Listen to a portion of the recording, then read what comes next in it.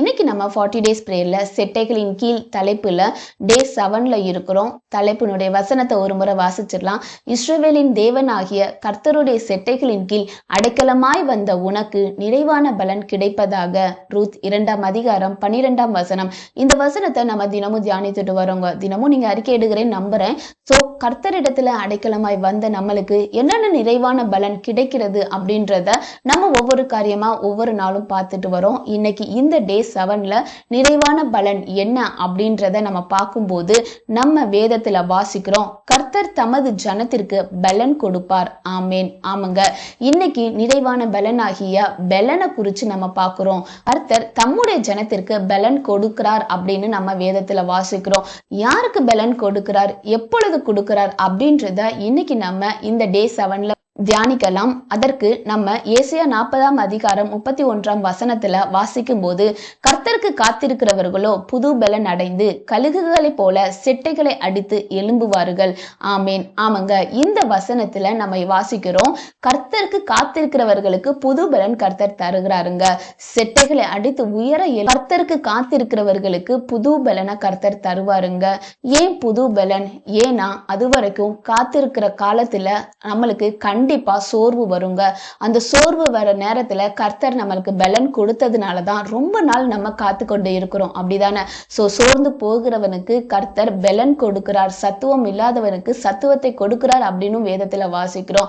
சோர்ந்து போகிற நேரத்துல எல்லாம் கர்த்தர் பலன் கொடுத்து கொடுத்து இன்னும் நம்ம சோர்வுக்குள்ள இருந்தோம் அப்படின்னா அந்த காத்திருக்கிற டயத்துல கர்த்தர் நம்மளுக்கு என்ன கொடுக்கிறார் அப்படின்னா புது பலனை கொடுக்கிறாருங்க. இதை ஏன் கழுகுக்கு சமானமா ஒப்பிடுறாங்க அப்படின்னா, எல்லாத்துக்கும் இந்த கதை நீங்க கேள்விப்பட்டிருப்பீங்க. கழுகுக்கு வயதான பின்னாடி என்ன ஆகும் அப்படின்னா, அது உயர்ந்த மலை மேல கண்மலை மேல போய் நின்றுங்க. அங்க ஒரு இடத்துல அது தங்கி தன்னுடைய சிறகுகளை என்ன செய்யும் அப்படின்னா, அந்த பாறையில முட்டி முட்டி அந்த சிறகுகள் பிஞ்சு போகிற அளவுக்கு தன்னை தானே காயப்படுத்தி கொள்ளுங்க. சோ அப்படி இருக்கும்போது அந்த சிறகுகள் எல்லாம், பழைய சிறகுகள் எல்லாம் கீழே விழுந்த பின்னாடி புது சிறகுகள் வந்து அதுக்கு முளைக்க ஆரம்பிக்குமா. அதுக்கப்புறம் மறுபடியும் செட்டைகளை அடித்து எழும்புங்க. சோ இந்த மாதிரி கழுகுக்கு புது பலன் கிடைக்கும். எப்ப அப்படின்னா காத்திருந்து, அந்த நேரத்துல அது அவ்வளோ வலி இருக்குங்க. சோ காத்திருக்கிறவங்களுக்கு நிறைய வலிகள் இருக்கும். கர்த்தர் உங்களுக்கு பலனை கொடுத்துக்கிட்டு தான் இருக்கிறாரு. ஆனா இன்னைக்கு சொல்றாரு, உங்களுக்கு கர்த்தர் புது பலனை தருவாருங்க.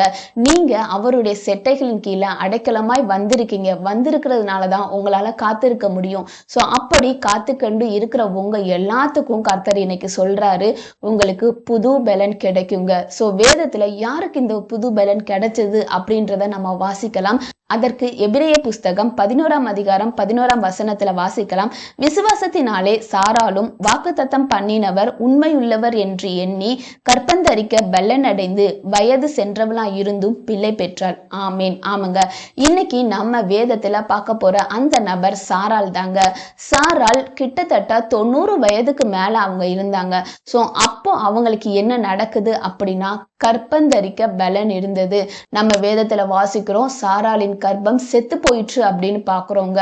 சோ செத்து போன ஒரு காரியம் ஒரு பலன் அடையுதுன்னா அது புது பலன் தாங்க. சோ இங்க சாரால் புது பலன் அடைந்தது, அந்த கற்பந்தரிக்க பலன் அடையிறா. சோ இந்த காத்திருக்கிற காலத்துல அவளுக்கு பலன் அடைந்தது மூலமாக தான் அவளால பிள்ளை பெற முடிஞ்சதுங்க. அதே போல நம்மளும் காத்திருக்கிற பீரியட்ல புது பலன் அடைய கர்த்தருடைய சமூகத்துக்கு, அதாவது செட்டைகளின் கீழே வந்து அடைக்கலமாய் வருவோங்க.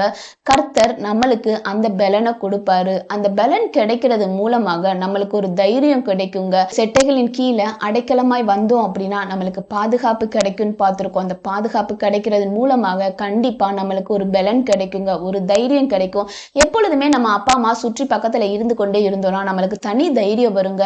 அப்போ நம்ம என்ன ஃபீல் பண்ணுவோம், நம்ம தான் தைரியசாலி, நம்மளுக்கு ஒரு புது பலன் கிடைச்சிருக்கு அப்படின்னு நம்ம சந்தோஷமா இருப்போம்ல. அதே போலதாங்க அவருடைய சமூகத்துக்கு நம்ம எப்பொழுதுமே வருமோ ஒரு புது பலன் கர்த்தர் நம்மளுக்கு தருவாரு. காத்திருக்கிற உங்களுக்கு இன்னைக்கு விசேஷ விதமாக கர்த்தர் சொல்றாரு, யாருக்கும் கிடைக்காத அந்த புது பலனை நான் உங்களுக்கு தருகிறேன். எது வரைக்கும் அப்படின்னா, நீங்க காத்திருக்கிற காரியங்கள் உங்களுக்கு கைகூடி வர்ற வரைக்கும் பலனை கொடுத்து, புது பலனை கொடுத்து, அந்த காரியம் கைகூடி வரும்போது இந்த புது பலனால நீங்க செட்டைகளை அடித்து உயர எழும்புவீங்கன்னு கர்த்தர் சொல்றாருங்க. ஸோ கர்த்தருக்கு காத்திருக்கிறவர்கள் எப்பொழுதும் அவருடைய சமூகத்திலேயே இருங்க, செட்டைகளின் கீழேயே இருங்க, வழி விலகி போகிறாதீங்க. கர்த்தர் நம்மளுக்கு புது பலனை தந்து இந்த ஆசீர்வாதத்தை கட்டளையிடுவாராக. எல்லாரும் நம்ம கண்களை மூடி நம்ம ஜெபிக்கலாம். அன்புள்ள ஏசப்பா, இந்த டே 7 நீங்க ஆசீர்வதிச்சதற்காக நன்றி. ஒரு நிறைவான நாள் தகப்பனே, ஒரு முழுமையான நாள். இந்த நாளிலும் தகப்பனே, உம்முடைய சமூகத்துக்கு நாங்க வந்திருக்கிறோம்ப்பா, உம்முடைய செட்டைகளின் கீழே அடைக்கலமாய் வந்திருக்கிறோம்ப்பா. எங்களுக்கு நிறைவான பலனாகிய இந்த பலனை எங்களுக்கு நீங்க கொடுத்ததற்காக நன்றி தகப்பனே. சரி, அவர்களுடைய பலன் நாங்க வாசிக்கிறோம்ப்பா. நீங்க தான் எங்களுடைய பலன். எங்களுக்கு ஆவியானவரை காத்திருக்கிற நேரத்துல புது பலனை கொடுத்து தகப்பனை எங்களை ஆசீர்வதிக்கிறதுக்காக நன்றி. இந்த நேரத்திலும் உங்க சமூகத்தை நோக்கி கெஞ்சி கொண்டு இருக்கிற, உங்களுடைய சமூகத்தை நோக்கி ஆவியானவரே அப்பா ஜெபித்து கொண்டு இருக்கிற தகப்பனே, ஆவியானவரே ஒவ்வொருவருக்கும் நீங்க இந்த புது பலனை கொடுத்து ஆசீர்வதிக்கும்படிக்காக கேட்கிறோம்ப்பா. எல்லாத்தையும் உம்முடைய கருத்துல ஒப்பு கொடுக்கிறோம். பொறுப்பெடுத்துக் கொள்ளுங்க, வழி நடத்திக் கொள்ளுங்க. இயேசுவின் நாமத்தில் ஜெபிக்கிறோம் ஜீவனுள்ள நல்ல பிதாவே, ஆமேன். கர்த்தர் இந்த வார்த்தையின் மூலமாக உங்களை ஆசீர்வதிப்பாராக. God bless you. Jesus loves you.